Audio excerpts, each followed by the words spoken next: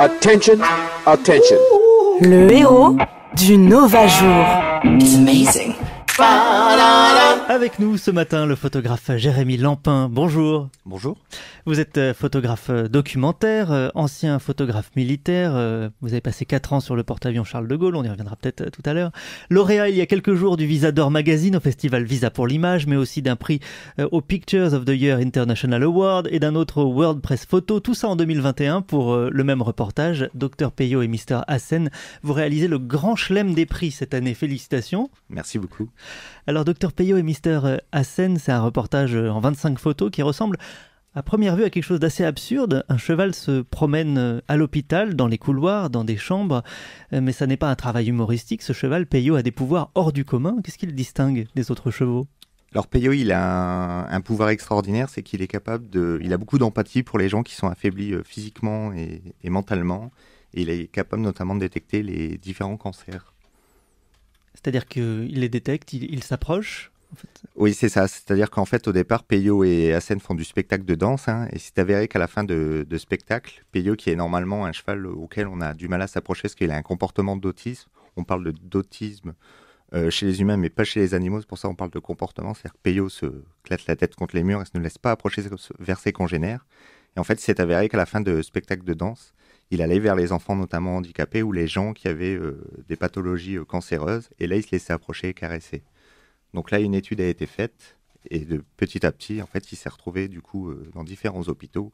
Et c'est avéré que le meilleur service auquel il était le plus accessible pour Peyo, c'était l'hôpital de Calais à Técher, l'hôpital en soins palliatifs. Et donc, quand Hassen le prépare au bout de 2 heures de préparation, de désinfection, etc., il ouvre la porte et là, c'est Peyo qui rentre et Peyo devient Dr Peyo. Docteur Peyo, alors c'est marrant parce que effectivement vous l'avez photographié à l'hôpital comme s'il était un soignant. Je n'avais pas pensé qu'il fallait passer 2 heures à le désinfecter, mais oui bien sûr. On dirait presque je vais pas dire qu'on dirait un médecin, mais il a l'air comme un médecin de garde. Dans son regard, je sais pas, dans vos photos, on dirait qu'il maîtrise la situation. C'est quand même très marrant. Oui, c'est ça qui est complètement dingue, c'est-à-dire que quand Hassen ouvre la porte, d'un seul coup c'est Peyo qui prend le lead, il déambule dans les couloirs devant les infirmières qui sont là avec les chariots de soins et qui le regardent, qui font « Ah salut docteur, ça va ?» Et là vous avez un cheval qui fait quand même 1m60 au galop, 600 kilos, et qui déambule dans les couloirs et qui choisit lui-même qui il va voir. C'est-à-dire qu'il fait son tour de service et s'il peut aider, il lève la patte ou il indique la chambre à Hassen qui regarde si la personne est disposée et là on ouvre la porte et là quelque chose de magique se passe. C'est-à-dire qu'il y a des gens qui sont normalement dans leur lit près de la mort par moment et qui, à la vue de Peyo ou à la sensation de sentir Peyo à côté, se relèvent ou d'un seul coup, il y a une communication qui se fait sur le regard des familles qui sont tous assez bluffés de l'effet qu'a Peyo. Parce que Peyo aussi, ça va plus loin. C'est qu'il y a vraiment une forme un petit peu thérapeutique. C'est-à-dire que les gens, d'un seul coup, quand Peyo est présent, appuient moins sur la pompe à morphine et prennent moins de médicaments lourds. Donc il y a vraiment un effet. Et ça, c'est le personnel soignant et les chefs de service qui le dit. Donc on a vraiment quelque chose de concret. Ça doit être en même temps, j'imagine, assez, j'allais dire effrayant, mais si on est choisi par Peyo, c'est pas très bon signe en fait. C'est exactement ce que me disaient les infirmières. Nous, on l'aime bien, mais s'il se tient de nous, c'est très bien aussi, parce que quelque part, des fois, vous gagnez un IRM, quoi. Ouais. Alors, c'est quel hôpital, rappelez-nous ? Donc, c'est l'hôpital de Calais, l'hôpital Técher de Calais, et c'est en soins palliatifs, parce que donc là, moi, j'ai photographié toute la partie adulte qui est au rez-de-chaussée, donc c'est 15 chambres avec chacun leur terrasse, mais à Hassen et Peyo aussi, quand il y a une photo où ils prennent l'ascenseur, en fait, ils vont au premier étage, et là, ils vont voir les enfants en soins pédiatriques. Et comment est-ce que vous savez comment est-ce que ça s'est passé ? Comment est-ce que ce cheval a pu être accepté dans le service ? C'est-à-dire qu'il y a un chef de service un jour qui a dit « Bon, allez, on fait venir ce cheval, ça va bien se passer. » En fait, c'est même, ça va plus loin que ça. C'est le paysagiste de l'hôpital qui avait vu un reportage sur Peyo et Hassen national et qui en a parlé au directeur de l'hôpital en disant « Ça serait bien parce que je pense que le service est adapté, qu'on ait quelqu'un comme ça. » Et du coup, ils ont fait venir Hassen. En gros, ils l'ont un petit peu dragué en lui disant « Non, on a un beau service, on aimerait bien vraiment intégrer Peyo parce qu'on est très ouvert. » Et la chef de service qui a accepté aussi, elle s'appelle Cécile, a dit « Ok, moi ça me va. » Et ils ont testé et tout de suite, ils l'ont adopté parce que ce cheval, il est extraordinaire. Vous le photographiez aussi dans un petit cortège derrière un corbillard.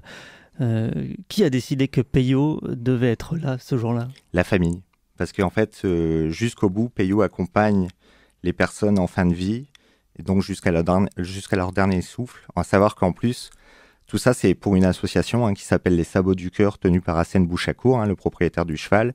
C'est-à-dire que quand les familles ont pas de moyens ou peu de moyens, Hassen prend en charge toute la partie enterrement. Donc le corps, lavage du corps, le cercueil, la tombe, etc. Et là, la demande de la famille, là c'est Gérald, ou le papa Roger, qui était ancien cavalier et décédé. C'est une des photos où on voit Peyo poser la tête sur ce monsieur.